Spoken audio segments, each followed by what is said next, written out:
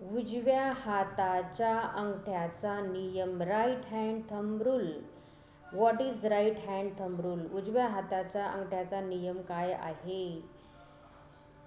तर विद्यार्थी मित्रांनो, let's study with Usha Parihar या आपल्या चॅनलमध्ये मी उषा परिहार माझ्या सर्व प्रिय विद्यार्थी मित्रांचं मनपूर्वक हार्दिक स्वागत करते.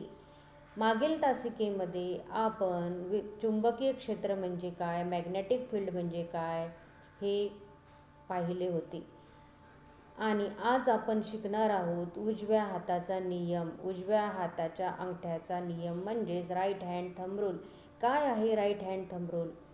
तर अशी कल्पना करा की उजव्या हातामध्ये आपल्या वाहक आहे, वाहकाला आपण पकडलं आहे आणि अंगठ्याच्या दिशेने तो वाहक आहे आणि वाहकाच्या दिशेने तुम्हाला माहीत आहे विद्युत धारेची दिशा असेल आणि उरलेले 4 बोटं जे आहेत आपले वाहकाच्या भोवती, त्या 4 बोटाच्या भोवती आपले चुंबकीय क्षेत्र असेल.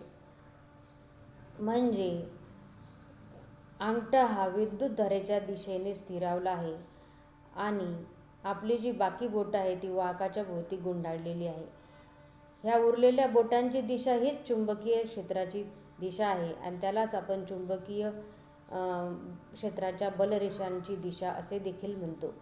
तर हाच आहे विद्यार्थी मित्रांनो उजव्या हाताचा अंगठ्याचा नियम. पुन्हा एकदा सांगते, हा अंगठ्याच्या दिशेने विद्युतधारा आणि उरलेल्या 4 बोटांच्या दिशेने गुंडाळलेले जे बोटं आहेत वाहकाभोवती त्या दिशेने चुंबकीय क्षेत्र म्हणजे मॅग्नेटिक फील्ड.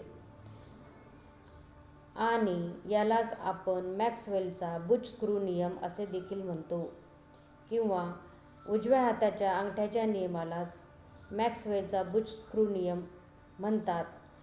मग परीक्षेमध्ये तुम्हाला उजव्या हाताचा अंगठ्याचा नियम राईट हँड थंब रूल येईल किंवा शब्द बदलून तुम्हाला असंही विचारू शकतात मॅक्सवेल बुच-स्क्रू नियम म्हणजे काय? तर दोन्ही एकच आहेत, कारण की यालाच म्हणतात उजव्या हाताचा अंगठ्याचा नियम आणि मॅक्सवेलचा बुच-स्क्रू नियम. म्हणून अंगठ्याच्या दिशेने विद्युतधारेची दिशा आणि उरलेल्या 4 बोटांच्या दिशेने बाजूला भोवती चुंबकीय क्षेत्राची दिशा होय.